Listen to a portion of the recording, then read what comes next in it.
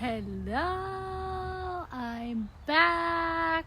I've been a week and I am now sitting outside. I think I did it once or twice this year and I feel like it's coming back. I think the spring is here to stay. We'll be opening shop for working outside. So let's see how we can get through this, but I definitely want to talk about Earth Day. It just reminds me of birthday. Is every day.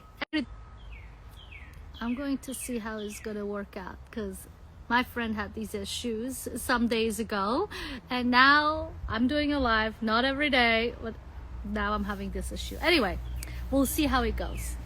So I wanted to talk about Earth Day in particular on the human existence on this planet Earth and the importance of us, but also actually removing the importance of us, because as I was traveling this past week, I felt like a month, although I only been for a week. Usually we feel the other way around, but that's how I felt. I felt like every day was just so full of experiences and it was just luscious and full. And with that experience, I learned a lot around what it actually means to be in nature and the massiveness of this planet Earth.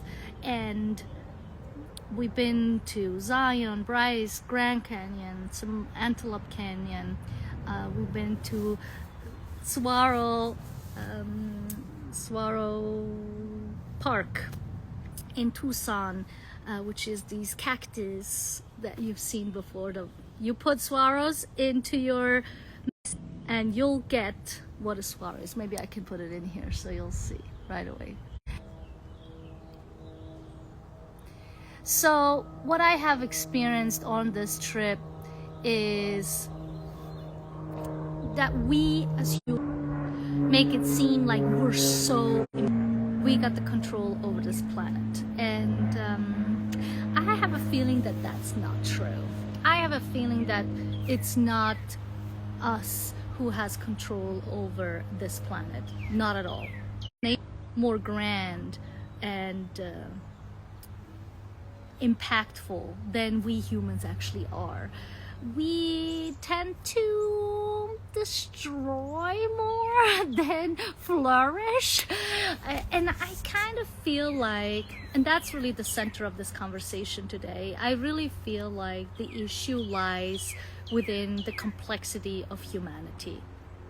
And because we have this piece of brain up here that makes sense of a lot of things that we do, how we operate, how we can control a lot of things, it makes it really difficult to let go, to surrender, to give up control and let the flow of life, the flow of nature, to move into it as we're moving into it.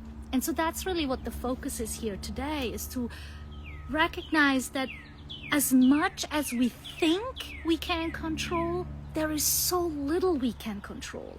And especially what's going on in the world right now, we see how little control we had in the first place. It didn't matter how many systems we put in place to protect ourselves.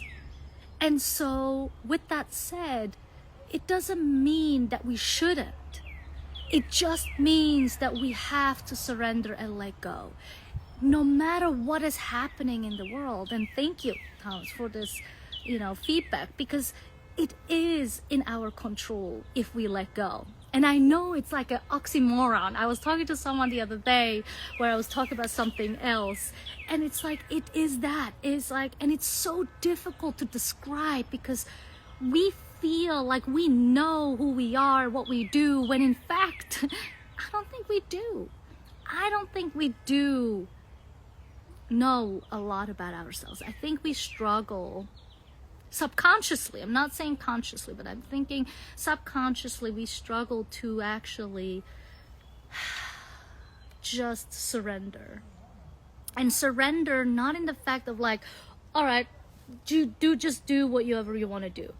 I mean surrender with an awareness, with a sense of agility and action taking.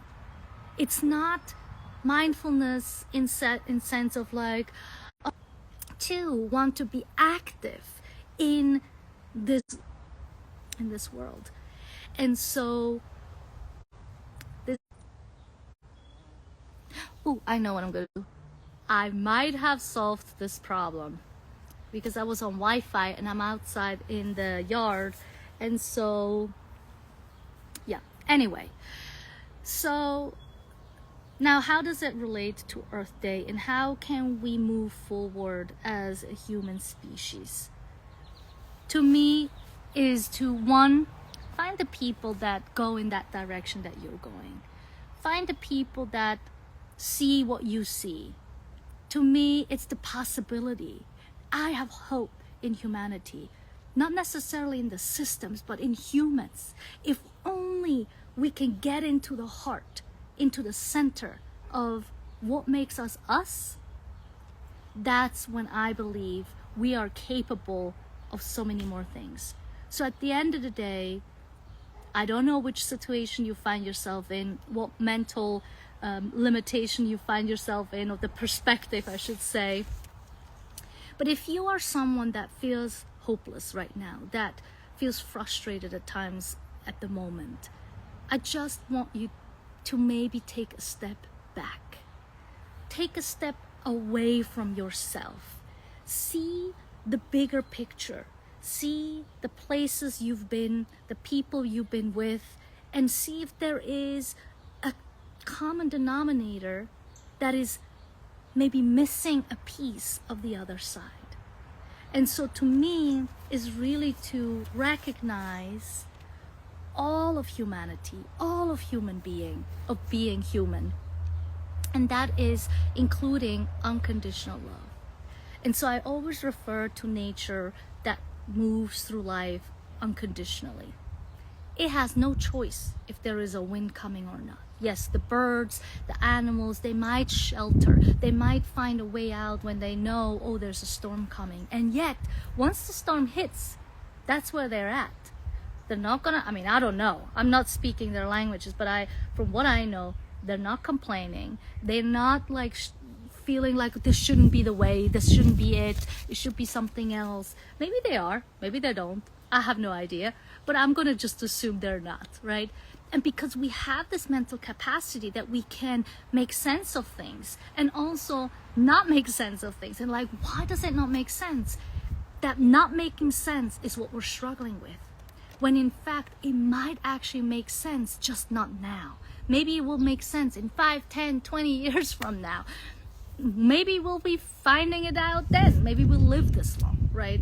Anyway, so all this to say is that there is only so much we can do to make an actual impact externally. But there's a whole lot of things that external can make an impact on us internal.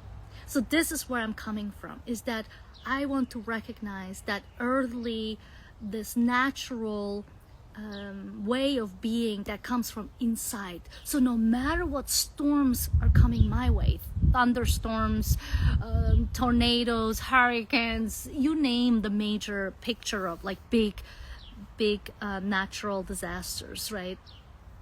The more we can recognize these natural disasters and compare them to our natural disasters, is like whatever natural being you want to be it human, I just use trees as an example just because I have some trees around me, is can I find myself grounded in earth? Can I find myself grounded in where I am no matter what the storm does? And so my belief is the more I can recognize my strengths and weaknesses, this unconditional love with myself, the more I can accept and respect and also understand the storms unconditional love to give, right? The things that maybe I get a glimpse, maybe I don't understand exactly where they're coming from, but I might start to have a glimpse of a sensation that will let me know that maybe they too go through something that they just are oblivious about. And so all I want is for me as the individual to raise awareness to myself so that I can bring more awareness to other people. And you might start with the people you love, and at the end of the day, it's far greater than that. It goes far beyond that. And so to me, Earth Day was really a reminder, and this journey through these national parks, and also witnessing the people, the group of people that come to certain places, and some places that didn't have as many people, is to really recognize that we are just visitors here. I wasn't just a visitor to the national parks. I'm a visitor to this land. I'm a visitor to this planet. Yes, somewhere, somehow, humans ended up on this earth. And yet, we only have a small fraction of life that we're spending on here. These trees, these plants, this grass, this ground has been here much before me individually, but also before other humans. And so when we look at it from that, embracing the end of life and recognizing that that's our journey, the more we can be present, the more we can appreciate what's happening, the more we can actually find peace within ourselves in the here and now, no matter what the external factors are. And yes, if you have the capacity to go out and are in a group of people that can make a change, that can bring more people together, go do that, right? There's nothing speaking against this. The only question to me is how do we go about it without creating a greater separation? How far and how do we want to verbalize these changes? By bringing people back together, no matter what side they're on, if there is even a side, no matter what their beliefs are, because at the end of the day, we're all human beings, we're all visiting this planet, we're all here for a very short period of time, and all we can do is make the best of this experience on this planet Earth. And so Earth is our home. It's giving us all these tools to live a comfortable life, more or less. And we are afraid to lose that comfort. And at the same time is maybe discomfort is what we want to invite in more. And so that's the storm.